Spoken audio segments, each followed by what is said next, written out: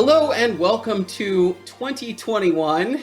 This is Behind the Scenes, podcast for Out of Frame. I'm your host, Sean Malone, creative director for the Foundation for Economic Education. Here, fortunately, as always, although in fully digital form, with our Out of Frame Shorts editor, Paul Nelson, and Jennifer Maffasanti, who is our Out of Frame Shorts writer and now communications director for the Libertas Institute in Utah, where she is moving in mere minutes, I feel like, at this point.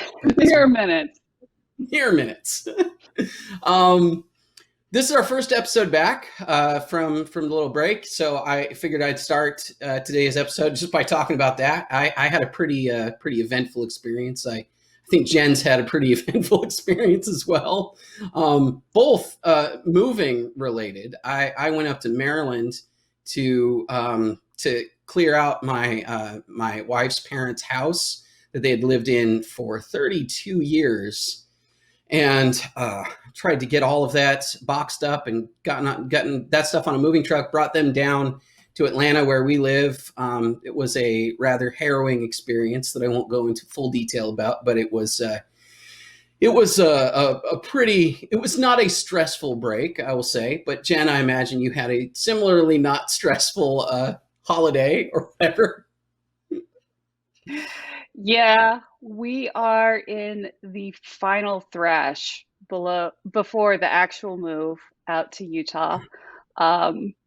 This is being recorded on a Tuesday, and I am moving on Friday. So there we are. And you're driving. That's my whole life right now. Yes. We have, a couple of vehicles that we're taking out there, and the race car. So we're towing the trailer with like all of the workshop stuff and the race car and the go-kart and all that good stuff behind our tow vehicle, and then also driving out our daily driver. So that's 5 days on the road that we've allotted ourselves. And that sounds like a long road trip and probably pretty easy-going, but no, that's 5 8-hour days in the car, like 8 hours of actively driving. Yeah. With twin boys also. Yes, 2 10-year-old boys in the back seat. I will say, Jen came over to my house the other night, and we had a great time, good dinner. The boys were there, and I will say, I'm not sure I envy your drive, given how energetic the boys were the other day. I will say that. Oh my goodness. They have so much energy, and I don't know where they get it from. I think there must be some sort of strange metaphysical siphoning effect where they just take energy from me and my husband and use it for themselves.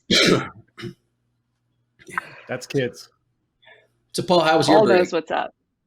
Paul does know what's up. My break was good.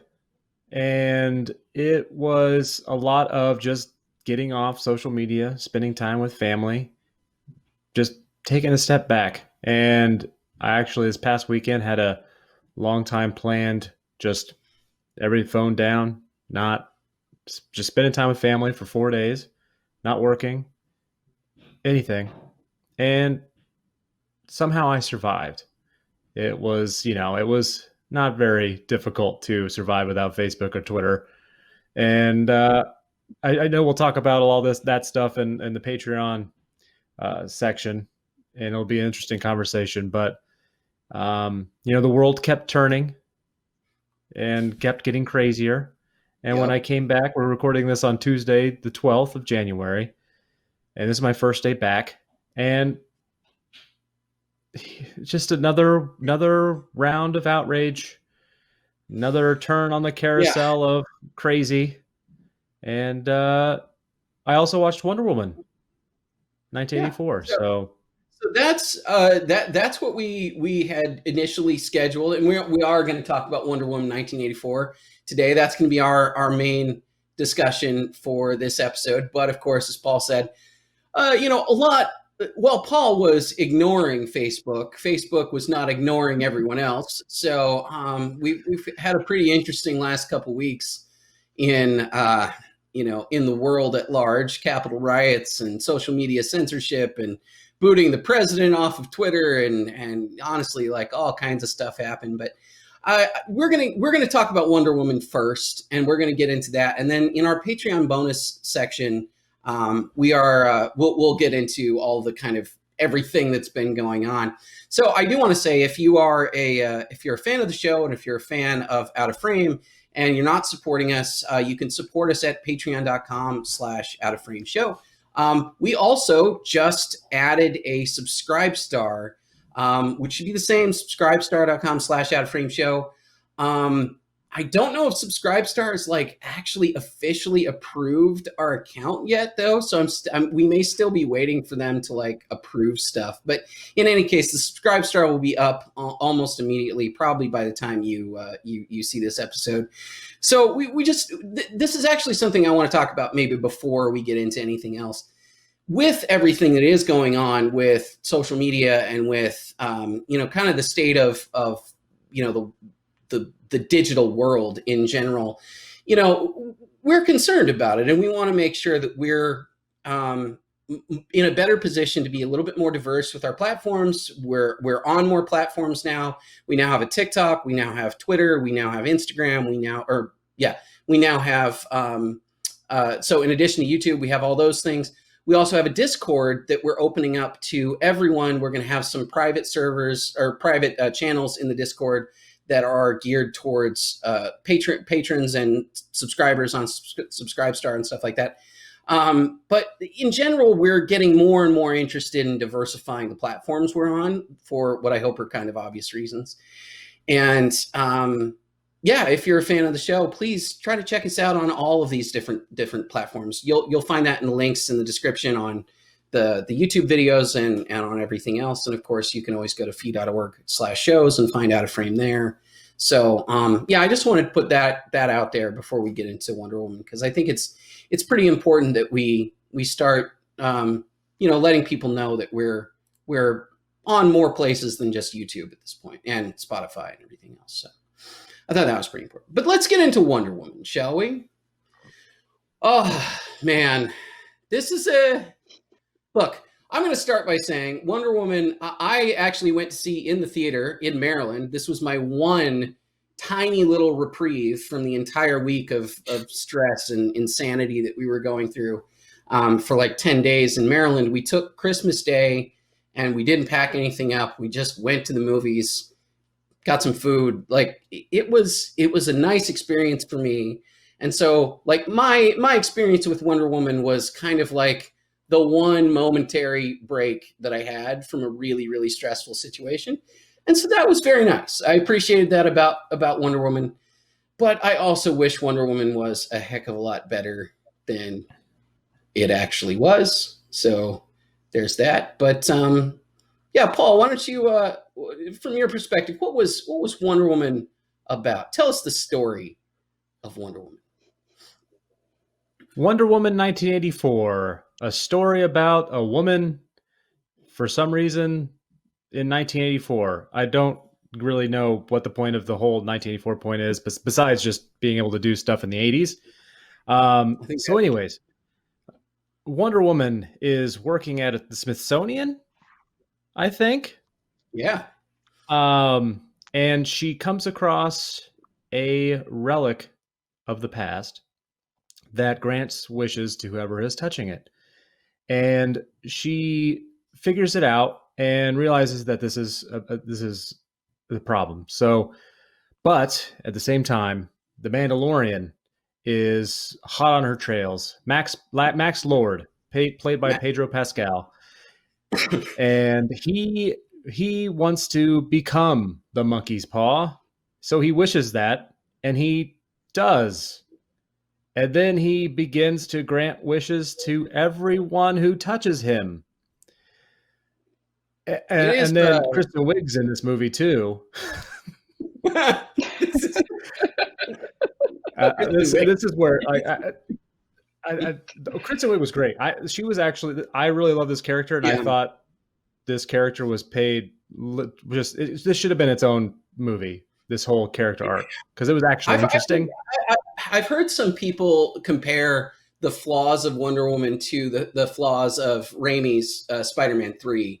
And the more I thought about it, the more I think there might be something to that. Like, it's a little overstuffed with extra villains and extra plot lines that, like, if it had pared it down a little bit, I think, like, if you just had the Cheetah plot line and said, like Diana works with this woman and she's kind of an outcast and she's not really experiencing life the same way that she imagines Diana is experiencing life, and she gets really jealous and she starts to, find some way of becoming more powerful, and then she uses that to, like, it's sort of a jealousy story that goes out of control a little bit. I think that's kind of an interesting story. And then I think also the Max Lord stuff, if he's kind of all over the place, because he's not, I'm not supposed to hate him, which is interesting. Like, I'm supposed to feel a little bit of sympathy for him because he's like really struggling. He really just wants to, like, prove to his son that he's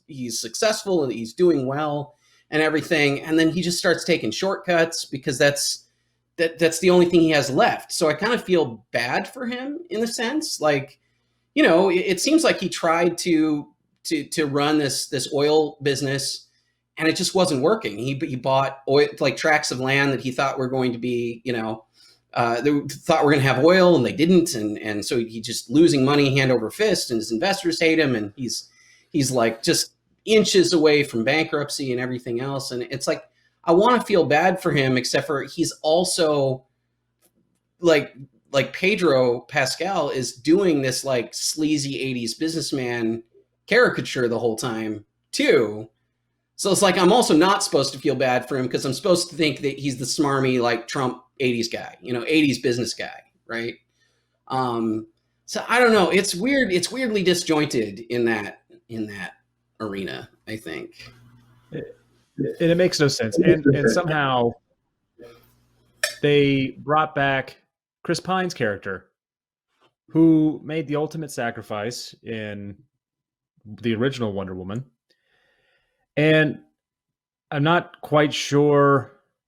So he basically takes over a dude's body, and nobody sees him as Chris Pine except for Wonder Woman, I think. But that was the best part of the movie. Yeah. was Gal Gadot and Chris Pine just being on screen together. And for some, I don't know if they're going to, in Wonder Woman 3, they're going to try to bring him back again, because once he's off screen, there's nothing interesting in this movie. And I know I'm being very harsh, and I know there's some interesting ideas we can pull from this, but man, I got a lot of thoughts on the Chris Pine situation too. I don't know. Me too. It's weird. It's like a group of executives sat down, like, how do we get Chris Pine back into here? And that's how they built the movie around that. I feel like I mostly don't understand the choice to make him inhabit another body, because, like, there is nothing about the wish granting aspect of the Dreamstone thing that requires that he take over another body. It is purely a magic object. Like, it creates a giant, like, 100-foot wall in the Middle East out of nothing, right? Like, it doesn't need to commandeer somebody else's body, but they did it, and it's like morally horrifying. Like, it is so creepy and weird and awful. The fact that Gal and that Wonder Woman doesn't seem to even be concerned that they, like, this, there's some other life that he's now inhabiting. She made a wish. She didn't even mean to make the wish, by the way. She just accidentally happened to be touching the stone, was kind of joking around, and wished for something, which happens to be that Steve Trevor was there, which totally understandable. I totally get that. She didn't mean to do it, but the fact that she did do it and then it took over somebody else's body, there should have been a conversation about that. But honestly, that just shouldn't have been written that way. You should have just, Chris Pine shows back up. He's Chris Pine, like original Chris Pine in original Chris Pine body. It's all exactly... He's just the guy. She made a wish. He came back. Like, I don't know why you needed to complicate that aspect of it. It's a really weird choice, and it introduces ethical problems for Wonder Woman that weren't even close to addressed, which is super weird. Yeah, and for all of the complication and for all of the just almost innumerable moving parts of this movie. It was boring. It was not entertaining, like at all. Now, did you watch it Like I stopped on paying TV? attention. Yes, I I'm did. curious. I assume you guys both watched it on HBO Max, like at home, right? Yeah. Yes. So I'm kind of curious about this because I saw it in a theater, and a theatrical experience is always very, very different. And so I wasn't like terribly bored by it. I think there are big stretches of the movie that go on too long. The double intro problem, like the movie has two intros, which I don't really understand, and the intro on Themyscira just takes way, way, way too long. I mean, there are issues like that, but there are also a lot of parts of the movie, particularly like Paul said, like once Steve Trevor comes back into the picture, it's really entertaining for a good stretch. Especially up through their flight through the fireworks and everything else. I really enjoyed pretty much all of that. But I am curious as to the way that big blockbuster movies like this are going to survive people's living rooms. Because I think part of what we do when we go to a theater is, I think our suspension of disbelief is a little bit more accentuated when we go to a movie with friends and family and everything. But also, we're having an experience, and it's the complete package of that experience that kind of matters. Like, it's not, excuse me, it's not just like, oh, I'm really paying attention to the plot, or I'm really paying attention to the characters, and but at home I'm a lot more critical about that kind of stuff, because in the theater I'm like, hey, this is a fun experience that we're all having. I'm wondering how like Michael Bay survives the home theater experience. I don't know. I'm kind of curious about this. Yeah. I if this was a better movie, I would be more interested in just like comparing the two. But also, did Warner Brothers make the smart play here by releasing this on HBO Max because they knew what they had was not very good, and if it was just a straight theater play normally, would have been pretty embarrassing. And now you get out front of it with, you get the whole conversation that we've had the past month or so about theaters and all that stuff, and it covers up. This movie sucked, and all the movies they're going to be releasing in 2021 aren't going to be much better. Yeah, And it's a problem. You just kind of skip that conversation. Yeah, yeah. I mean, it's definitely a problem. I mean, I know we were talking about this before we started, but like Wonder Woman definitely. I don't know what all they did. I don't know what all changes they made, but I know they went through a pretty extensive reshoot process for this movie. So I don't know if that was because of screen tests or because they didn't finish stuff before COVID started and then had to like really scramble to kind of figure out what to do. I don't really know what their situation was, but now I will say from our standpoint, there are a couple things that I liked about the movie thematically. Things that I think we can talk about the movie. In particular, I think it had two pretty overt themes. One is basically like you can't cheat your way into success. You can't cheat your way into being a hero. Heroism can't be built on lies, which I think is an important thing to talk about. The other thing is, interestingly, from Fee's perspective, from an economics perspective, the unintended consequences aspect of this was pretty fascinating to me, because we got to see a world where everybody made wishes, and all of these wishes were granted simultaneously, but nobody had any concern for the fact that all of these wishes are contradictory, and granting all of them at once just created massive, massive amounts of chaos.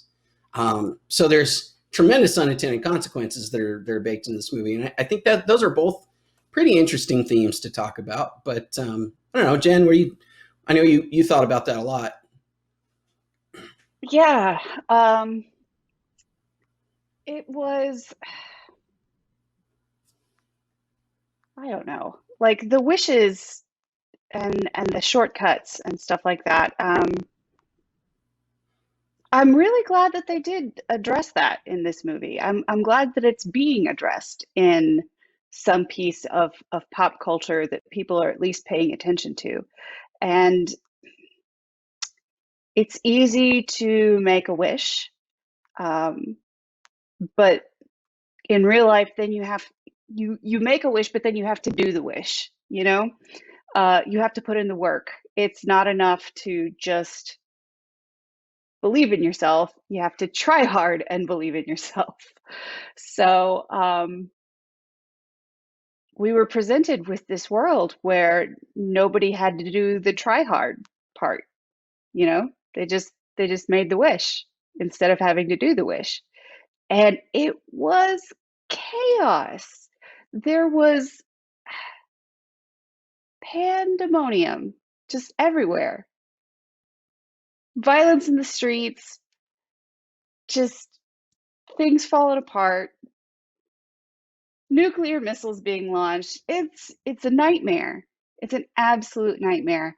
And nobody wished for any of those things, those bad things to happen.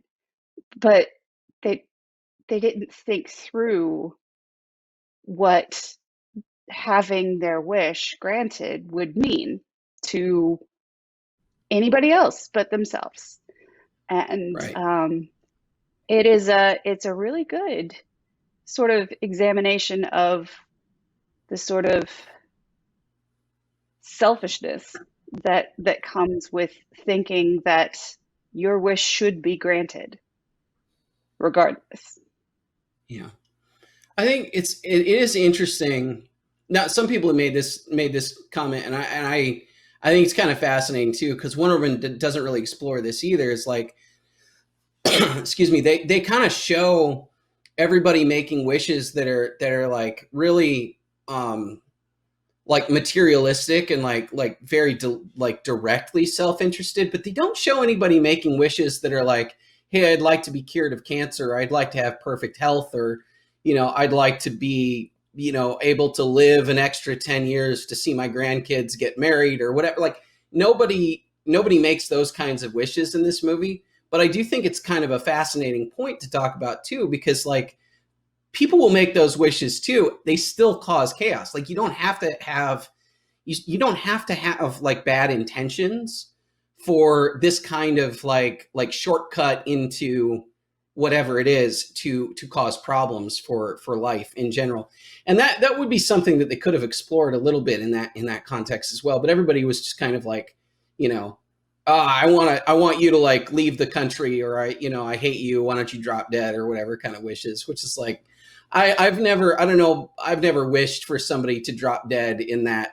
Well, I don't think I've ever wished for anybody to drop dead in any context, but I've certainly never like had a really strong moment of being like, what I wish for more than anything, you out of existence. Like that's literally never been a thought that has crossed my mind. But Wonder Woman's a world of much worse people, I suppose, than people in reality to some extent. But I did like, there's one thing I did like, which is that, and although I think Paul disagrees with this, that I actually liked that Wonder Woman didn't solve the problem by punching it into oblivion.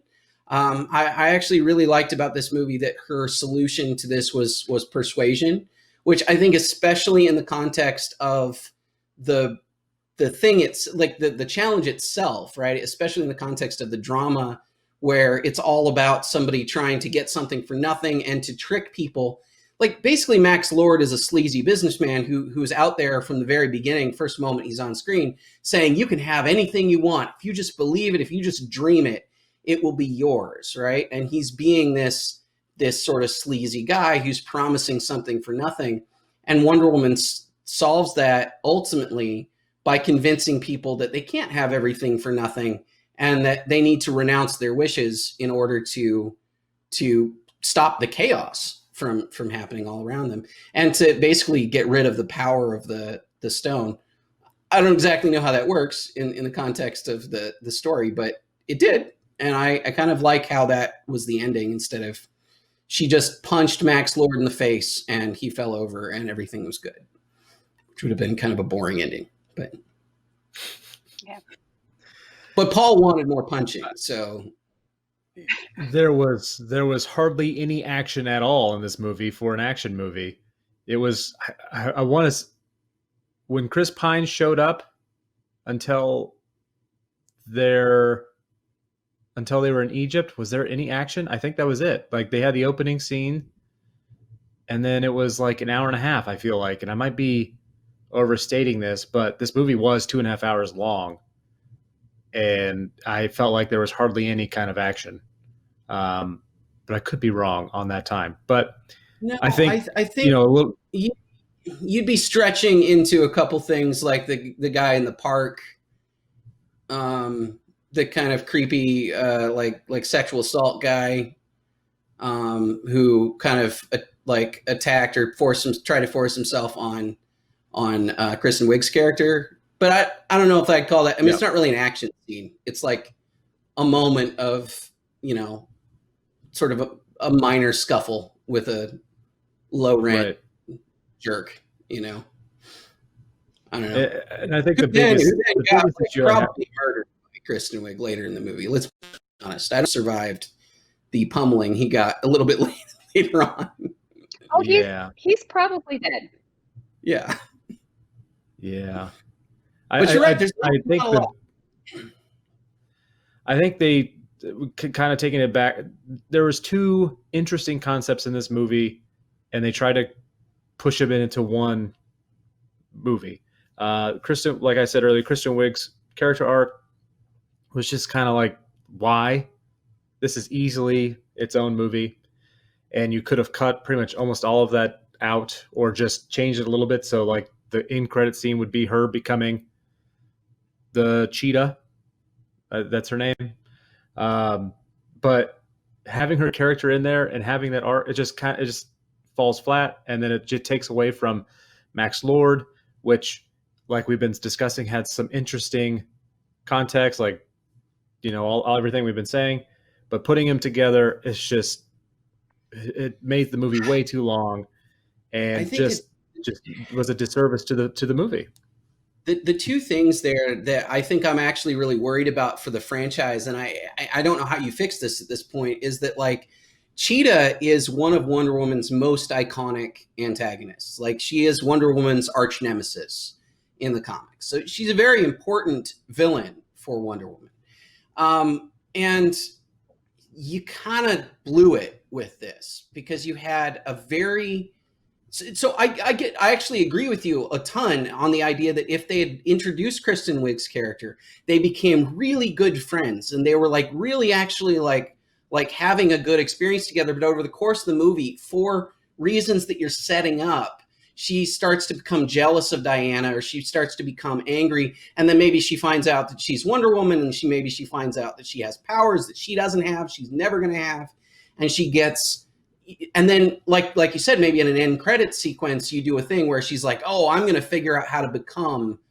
I've become obsessed with Diana. I've become obsessed with becoming powerful like she is." And now, end credit sequence, she figures out the whatever, right, to become Cheetah. Yep. Then you have set up an antagonist who can actually be a really powerful villain moving forward. But you kind of blew all of that in 20 minutes of the runtime of this movie, and then you only got like a 10-minute fight scene with her actually as Cheetah at the end, and then she's not Cheetah anymore. So I don't know how you deal with that. The other problem again is Steve Trevor, because Steve Trevor's to this day still a really important part of the Wonder Woman storyline. So I like the fact that you've brought him back from the dead, but then you didn't keep him back from the dead. Now he's just out, right? Like, I don't think you can bring him back again. Like, I don't know how that would work narratively. And I think at this point, like the idea of bringing him back twice would just be so over the top, like shark jumpy kind of such a move. I don't know. Right. I just don't think it can work. I think the shark has been jumped. Thoroughly jumped. I just don't know why those choices were made in that context. And I especially don't get it, by the way, like Patty Jenkins, who directed this movie, also wrote the movie, but she wrote it with Jeff Johns, And Jeff Johns is a fairly famed DC comic book writer, and he's been a major editor at DC for decades. I mean, he's a hugely important figure in the DC Comics world. It just seems weird to me that he wouldn't have had more sway, I guess. And maybe he did. I hope not. Like, that would kind of speak poorly to Jeff Johns in this context, but like, I got the sense that like they brought in somebody from DC to sort of help shape the story, but then he wasn't really listened to that much, I'm hoping. I don't know. It's just really weird. Like that aspect of it's just really weird. It's just such a bummer because DC is like not exactly on a good footing already for most of the DCEU movies. So I don't know. Definitely has the feel of filmmaking by CEO, corporate board. Yeah. Yeah, it really does have that feel, which is disappointing.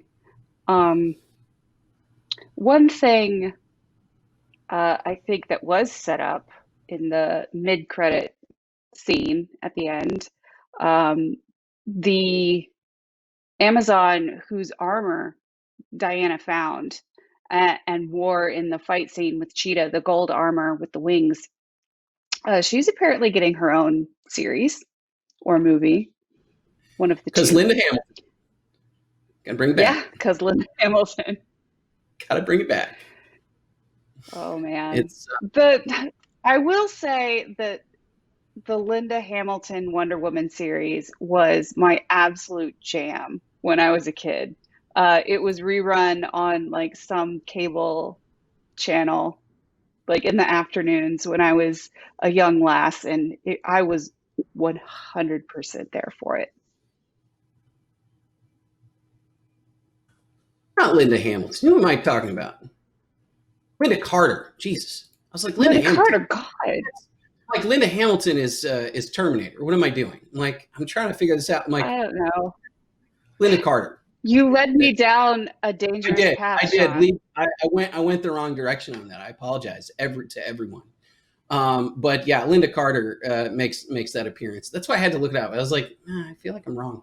But yeah, Linda Carter shows up in the like mid credits sequence, and it's just, look, I kind of get that aspect of it. I actually kind of like the aspect of this movie in that regard. The movie does take a kind of a campier tone, which I think it can handle. Right? Wonder Woman has some weird kind of campy stuff, like the invisible jet and all that kind of thing, and like I think you can go that direction with Wonder Woman a little bit, but I don't know. I mean, it feels like it was kind of all over the place in that regard. And honestly, it is a massive departure from the first movie, so that may or may not be a really good choice in this context. So I don't know. Anyway, let's do final thoughts on Wonder Woman, and then let's get into some maybe more harrowing real world discussion that's going on. But yeah, Dan, final thoughts on Wonder Woman.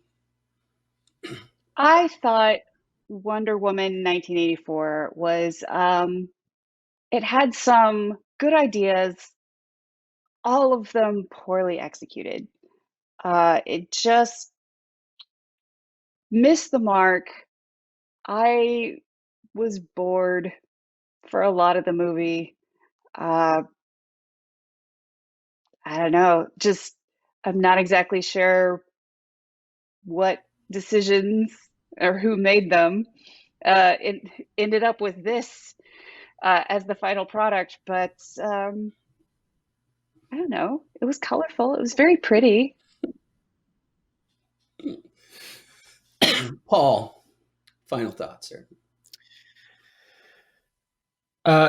Wonder Woman 3, they need to figure out how to bring Chris Pine back, because he is the only thing that's interesting and funny about this movie, or is anything. I think Gal Gadot is made for this role. She is Wonder Woman, but I don't know where they go from here. And this is kind of it might just be a one-off. This movie is just a bad movie, but with HBO and Warner and Warner talking about these movies as content, that's just distributed and watched through your phone in portrait mode, then the future is pretty bleak for big time, big budget cinema. And hopefully this is just a blip on the radar, but I'm not sure how studios can keep justifying huge budgets for products like this. So if you like Wonder Woman, give it a shot. If you don't, you're not missing anything. Yeah, I unfortunately have to largely agree with that. I think, I mean, it's on HBO Max, so, pretty easy to watch if you want to watch it and pretty easy to go see. I think, there's a part of me that would say, I want to recommend that everybody right now go to every theatrically released movie they can, simply because I would personally like to live in a world that still has movie theaters. And it increasingly looks like I am not really going to get to live in that world for very much longer, at least not in the way that it used to be, I suppose. And maybe that's fine. Maybe, I don't know. I mean, right before the break, we also went to a theater. Fee had an office party in a brand new movie theater that we were literally there opening night, which is crazy time in history to open a theater, but it was a wonderful, wonderful experience. We had a great time. We also did not watch a brand new movie. We watched Christmas Vacation with Chevy Chase. So I don't know. I think, in some other context, I would have to recommend going to see this just to see stuff in the theater. But to be honest, it's not a very good movie. So I guess I will leave it there and kind of end it on that. I'm with Jen. I think it had some themes that were worth talking about. And I was even initially wondering if I would do an out of frame on it, but I just don't really think that there's enough there to justify. So I think that is probably not going to happen. But with that said, that concludes the first segment of our show. We're going to stick around for the Patreon bonus section in a minute. We're going to talk about a lot of the other stuff that's been going on in the world. It's going to be kind of a weirder version of this because normally we talk about another movie. But again, I just want to say thank you to everybody who listens to the show, to Behind the Scenes, and who watches Out of Frame on YouTube. And please, again, as I said at the beginning, check us out on TikTok. Check us out on Instagram and Twitter. If you want to support the show, check us out on Patreon and Subscribestar. And as a brand new thing, be on the lookout for ways to join our Discord server and then have these conversations all the time with us. We're really excited to be in there participating. And I really want to see that Discord grow over the next few months. I'm really looking forward to participating and being in a lot more direct communication with a lot of you guys. So I think that'll be a lot of fun. So with that said, thank you all for watching, and we will see you next time.